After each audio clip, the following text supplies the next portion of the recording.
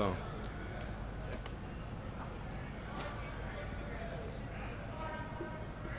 Good, actually. Good to be back out there to play with my team and, just get another opportunity to do what I love to do. I wouldn't say difficult. I handled it the right way I felt like, and all in all, we got stuff done. What gave you confidence that sitting out practice and not playing the game would help get this over the finish? Not more so it would help. Just trying to protect myself, just trying to stay healthy and just get everything done before I can go out there and play with a clear mindset and just be locked in. What excites you most about being in this city, in this organization, long term? Like I've been saying, this the place that drafted me. The fans good, the community good, and just the team we got, man. We play as one, we brothers, and we bond like that. As you was going through this process, what did it mean for you to have so many of your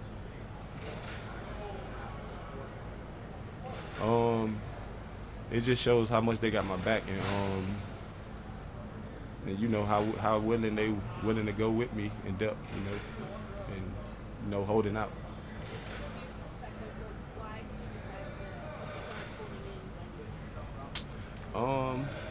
Like I said, to protect myself and just get things done, so I won't have just to be thinking about this and thinking about that, and just play with a clear mind. Who's most excited about My family. Everybody. It seems like you're a pretty popular guy today. Yeah. Been over the last couple months, but yeah. James, when you were talking about protecting yourself, is there something that had happened maybe in the previous practice, maybe you picked up or lose, or something that led you to think that's tap the brakes? No. I just was. It felt like I was going a little hard though, but I was just kind of calming it down and like I said, protecting myself and just getting things done the right way and talking over things and getting my mind clear. Back at minicamp, I asked you about the competitive side of things, contract standpoint, competitive, actual competitive, you want to compete off the field for what you do. How do you think the competition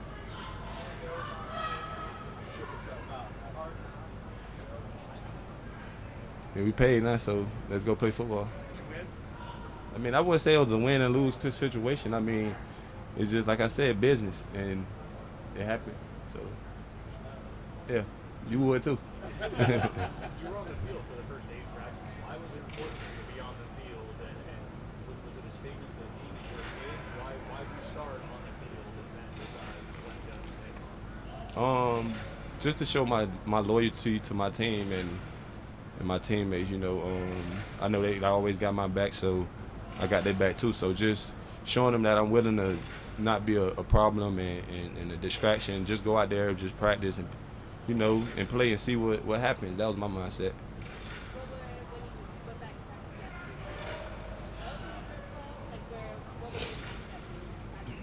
I kind of knew. Yeah. Yeah.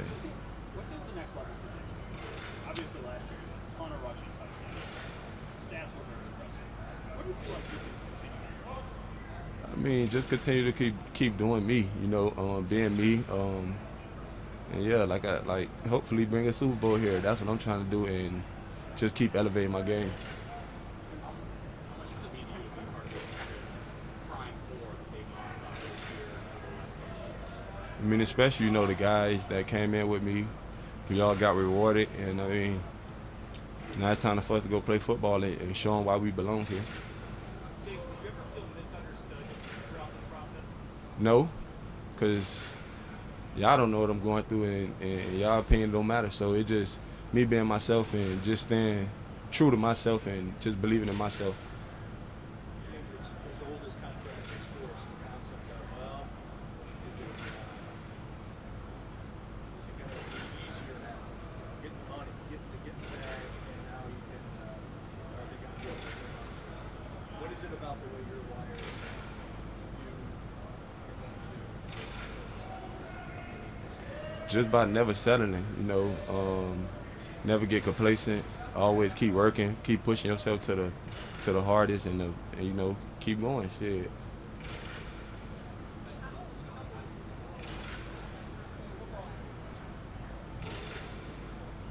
I was really chilling. I wasn't really thinking about it. Like, I was just calm and just being me. No.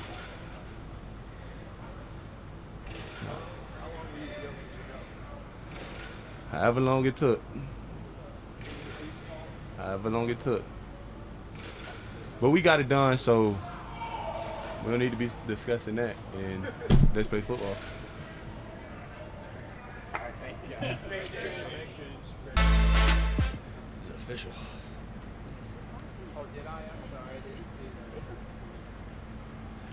I'm good. How are you?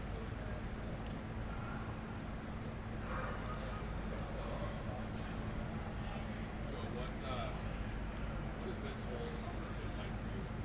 Kind of gearing up and elevating your work. How have you assessed how that process is? Yeah, first I'd probably start with the off season. The goal is always to get bigger, stronger, faster with the training piece, and then kind of going into the OTAs. Expectations within the building are higher for me, so comparatively to last year. So just trying to, I guess live up to them, or not that I really worry about it, but I'm trying to be the best version of myself. But trying to ascend and show that I can fit that role, not just in special teams but on defense as well.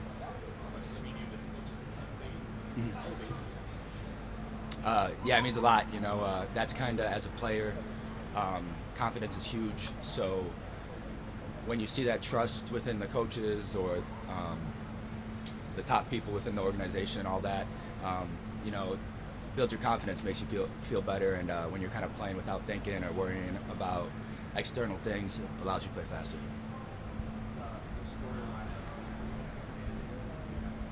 Is that ever seen on Hard Knocks or so? Is that ever just like, oh man, it's a lot of extra layers you're trying to go through this whole process? Or do you compartmentalize it, keep that part down? It's a good question. I'd say a little bit of both. When I'm inside the building, it's it's ball. We're all football players here. Obviously, there's a ton of guys on this team that have different situations outside the building. Whether you look at the top guys or the bottom guys, everyone has different situations. And so when I'm inside the building, it's it's ball. We're going to meetings, we're teammates, laughing and joking together, doing all that kind of stuff. And then outside the building, it is different. I'd say most special team guys, or backup depth guys, kind of don't have the situation I have. But it is cool. I mean, I saw the beginning of Hard Knocks yesterday. My family was watching it and everything, and I saw the beginning, and it kind of surprised me. I was like, oh, I'm the opening piece, huh? So that was cool. And I mean, I grew up watching Hard Knocks. I remember the Texans, and I even remember the old Ravens ones, all that kind of stuff. So it's kind of cool to see yourself on that. Joe, why Tequila? Why was Tequila your guy? Ooh, I honestly don't even know at the time, because I was 4 or 5 years old probably during that. That would have to be a parent question. I'm not too sure why Tequila was my guy at that time. I know I like J.P. Lossman at the time a lot too. So both of those guys, and I don't know, maybe because my parents bought me the jersey, so I had to feel the need to get his autograph and everything like that. And obviously Tequila was a good player. So. What is it you think's inside you that's allowed you to kind of really take advantage of every time you've had an opportunity to take advantage? I think first and foremost, God is the top answer. It's kind of funny how you ask the question, how I've stepped up and everything like that, because it really feels like I've slipped through the cracks at every level, whether it was high school, college, entering the transfer portal, all that. It feels like I was slipping through.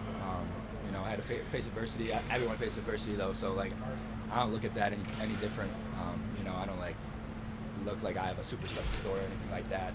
But I just think the way it's all worked out, you know, the support system that God's put into my life, and then just the talent He's put within me, and how things have just worked out, I can just feel His presence within it. What have you seen with Matt Milano? Matt Milano's a beast. So, especially this camp. I mean, I know you've probably seen him. He's been out here. He's been balling. He's making big plays, and that's kind of, I mean, that's why he was an All-Pro, because of the big plays he makes. And it's cool to see him out here. And you know, I think last year, obviously, the injury and everything, we probably would have seen it. But it's always hard coming back from injuries and everything like that, getting back late into the season. This year, coming into it, he's healthy, he's feeling good, and you know, he's getting his mental on point, and you know, expecting big things. One more on that. It's amazing that we've gone through episodes of Hard Knocks and we haven't really seen that one Yeah. by design. You'd have to ask Matt about that, but he probably won't answer that either. So. Behind the scenes, what's he like? 'Cause he doesn't say a lot, right? But as a vet, Yeah. what's it like watching him?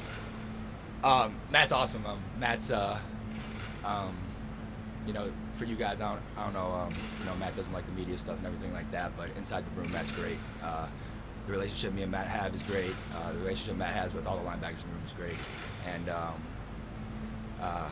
I mean, yeah, he's a super normal guy. I don't know, he just doesn't like doing the questions and stuff and all the interviews and everything like that, and or the mic'd up stuff, you know. But he's a super normal guy. He's a good time. Yeah. Joe, for you, in terms of memory they had on training camp, and then now you being out there on the podcast, it's kind of a full circle moment. Just what is that? It's cool. Even whether it's training camp or not, just in public, wherever it is, the kids are always one of my favorite things to sign for or say hi to. And you know, sometimes the kids don't even know who you are, and their dad has to introduce them, and then you know, the dad tells the kid that like, oh, he plays for the Bills, and then their eyes light up, and it's like, you know, just that status alone means so much to the kids, and so it's cool to see them, and hopefully for maybe the kids that are a little bit older, whether they're playing football or any other sport, or they have dreams to do something big in a different area, hopefully you know, they can look towards me and see that anything's possible. Joey, this time last year, you're going to that second preseason meeting against the Steelers. Was kind of the moment where we started to know that you were kind of coming out party, so to speak. Looking back on it, it's kind of a loaded question, but what do you think has been the biggest takeaway, or the biggest thing you've learned about yourself over the last year, getting to that journey from having that meeting to now going to your second preseason meeting where we're going to expect to probably see a lot of the So the biggest thing I've learned about myself through this process? I think that's a good question. I think I'd first say that it's not easy, and whether that's football alone or everything that comes with being in the league, you know, they kind of emphasize being professional a lot within the building, and that just does not come within the building and on the field. There's so much more to that, and I think I've learned it's hard to manage. I feel like more is on my plate than ever within my life. You know, I kind of my whole life has kind of been revolved around football and making sure that I'm the best football player I can be. You know, my parents allowed for that. So kind of whatever I had to do, whether that was diet or working out, traveling, whatever that was the emphasis. And now there's a lot more. There's a lot more outside of just that, being a professional. So kind of learning how to handle that and deal with that, and at the same time understanding, you know, this is first and foremost here, and making sure that I'm ready to compete here. How do you think that process would be different now? Because you have the support, immediate support, living at home, Yeah. but you're also under the microscope. Sure. You're Buffalo Joe. Yeah. So, I guess it's hard for me to answer that question because I'm not totally sure, but obviously, like you first said, kind of being at home, and especially as a rookie, I mean, that was huge for me. You know, I was going to my parents' house, and I was, you know, they were having good home-cooked meals for me. You know, I had to worry about less about things, about getting a car up here or anything like that. You know, I have my car, I have all that here. And, you know, just because I'm saying that, I've seen the rookies I came in with and how they had to, you know, do some extra stuff. So that was obviously very nice, and I'm grateful for that.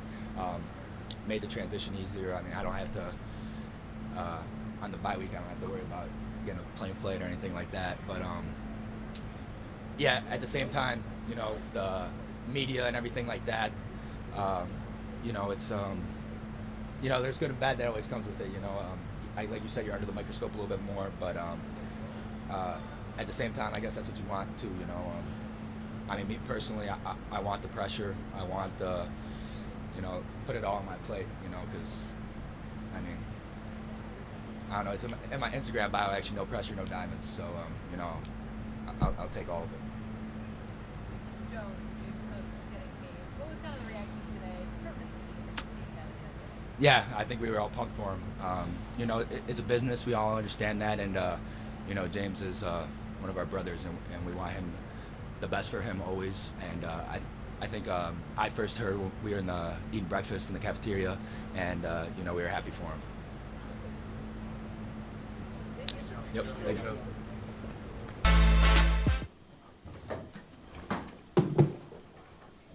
What should we talk about? Whatever you want. It was great on Hard Knocks. What's you liked it? You approved? I guess. Okay. So, Brandon, what changed the last couple of days that allowed this to go to the finish line? Yeah, I mean, these are hard. They're never easy. I think you just try and keep working at it. And, you know, obviously this was something that we had conversations back in the spring. We had to put pause, you know, push pause and, you know, focus on the draft and other things. And something that we said we would try to revisit when we got to training camp. And, you know, unfortunately, you never want to hold in or hold out or any of that stuff. You want it all. But at the end of the day, you guys know our motto here. We want to draft and develop and re-sign. And that starts with Terry Pagula giving us, I mean, you guys know all the money we've doled out this offseason, you know, and you know, this is another draft pick that we're proud of and excited to extend. And fortunately, late last night, we got it across the finish line. Some people might look at, you know, the snap count and say that's, you know, the money, there's risk involved with the running back. But for you, when you look at James, the workload in college, how many snaps he's played, how much confidence you have that he can play at a very high level throughout the duration of that contract, in part because he doesn't have a lot of mileage like some guys would at 25 years old. Yeah, I mean, James was not really a starter at Georgia. He was more in that sub-back role. And so he wasn't a guy that, you know, sometimes you draft guys out of college and they're you know, a 2-3 year workhorse. He was not. And his first year here he didn't. Even last year he's been around that 50% number. You know, we like what he provides, and we do see him as a 3-down type player, and we think he could take more. But we also want to use our other weapons and keep him as fresh as possible. We think that's the best utilization of him. And we just look at, you know, I know he gets put in the running back room or guys get put in a tight end room or, you know, but it's just trying to find a variety of weapons and skill sets. And he's got a skill set that, you know, that we wanted to maintain and keep with this offense. Brandon, was there ever a point where you felt like this was starting to become a distraction? I honestly was worried about that, Josh. I really was. But I think our team, you know, really handled it. Maybe, you know, we've been here a while.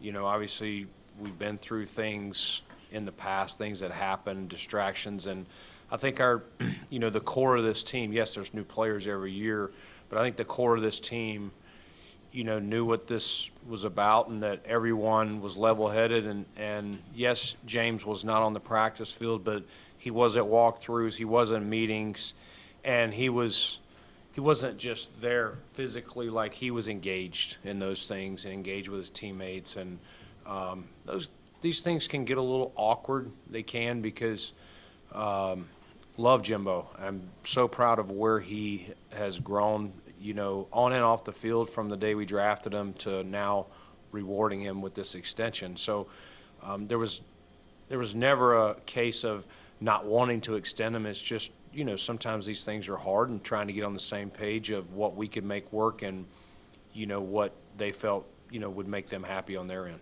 You said that last night everything kind of came together. Like when he practiced yesterday, was it pretty much an understanding that you guys were pretty close on something, and that's how we got to where we got to yesterday with him practicing? I think we had an understanding that, you know, we need to practice if we're going to be able to get back to the table. And so I think there was good faith on both parts, you know, from, you know, him and his agent to our side. And, you know, once we got him back on the practice field, we really worked hard yesterday. Kevin Meegank and you know, on our side, and Zach Hiller, James's agent, on his side. And I think it was roughly 11 o'clock or so last night where we were able to say both sides are good with this, and we'll get it signed in the morning. Brandon, with anytime a player signs a contract extension, at least externally, there's an expectation that their level of play at least rises, you know, at least stays the same, if not rises. Mm-hmm.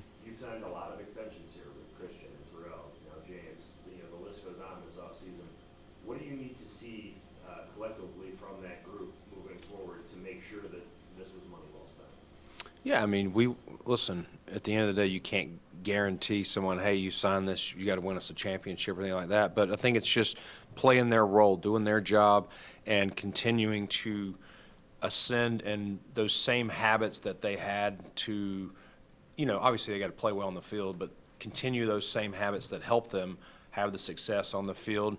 And these guys are all players that we extended this offseason that I feel are still ascending talents in the league. So continue to work on your craft.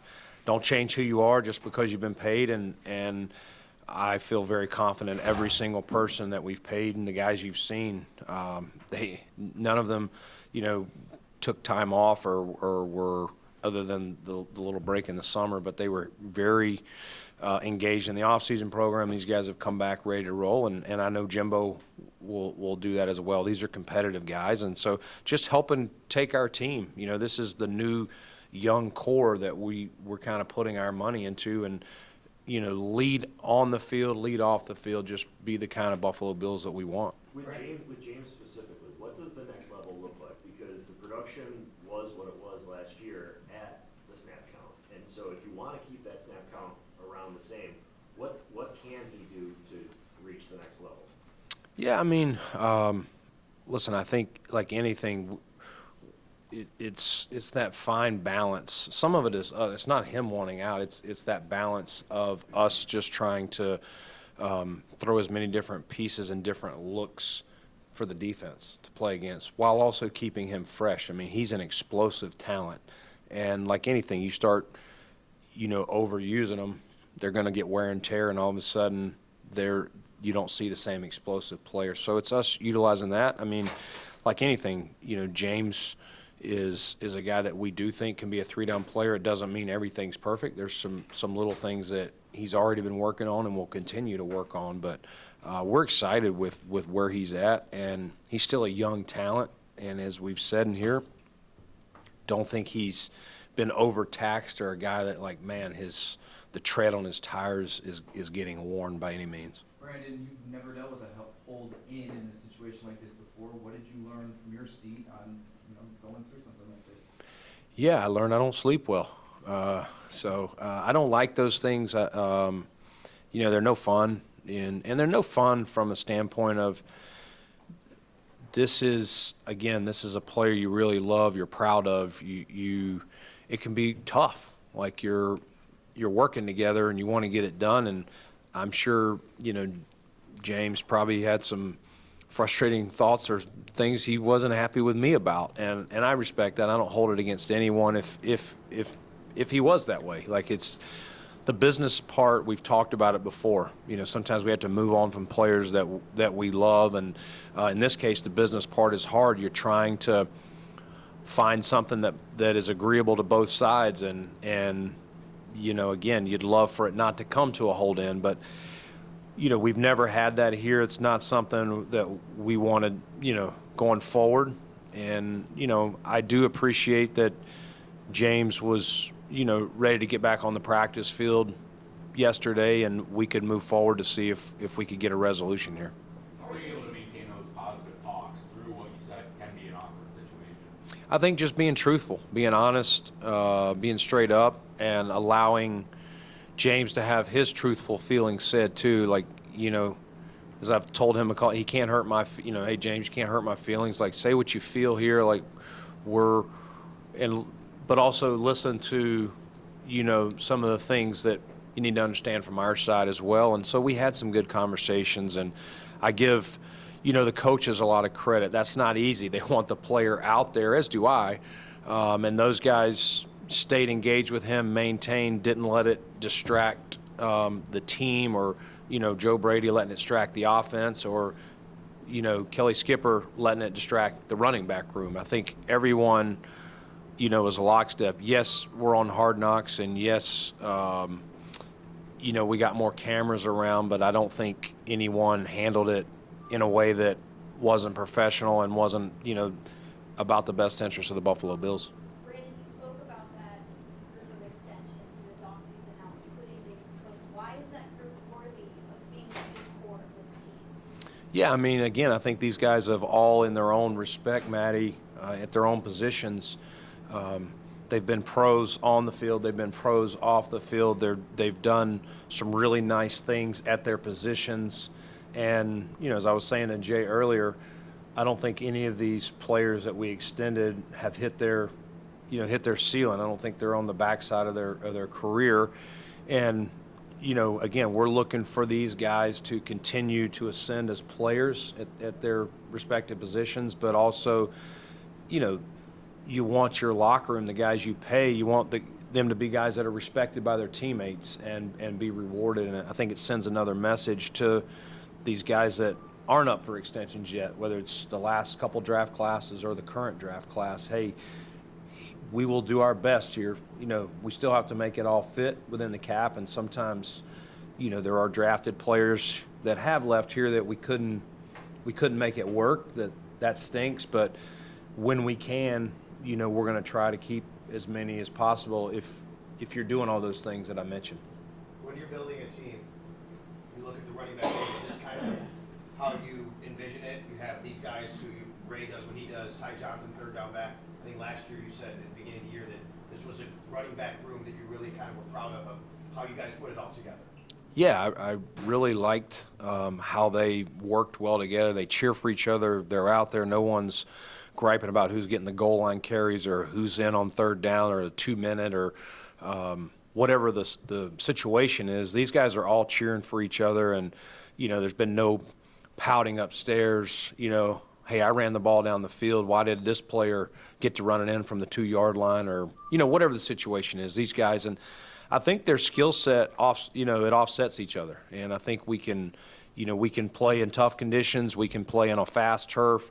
We got guys that can catch the ball. We got multiple guys that can pass protect. That's the thing. It's one thing as a receiving back to be able to catch the ball, run routes, but you've also got to be able to pass protect when they're zero blitzing. They're bringing everyone. Someone's got to be able to stand in there, be able to sift through the trash and pick up the blitz wherever it's coming from. And that's not only physically but mentally seeing all that, the variety of schemes that defenses, the looks that they give you. So I like the group and excited.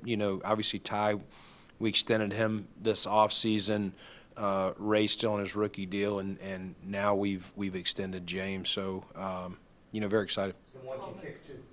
And we've added a reserve kicker in Ray. So we always say here, the more you can do, the more versatility. What was James's reaction when it kind of got across the finish line? Well, James, he's very jovial and outspoken. No, he was good. He shot me a text. I didn't mess with him last night because it was so late, but shot him a text this morning, and he came by the office. And again, Jimbo's he's a man of few words, as you know, but he's happy. He's up there. He just signed it before I walked down, so he's good to go. He'll be out there on the practice field ready to roll. Brandon, you watched a lot of players sign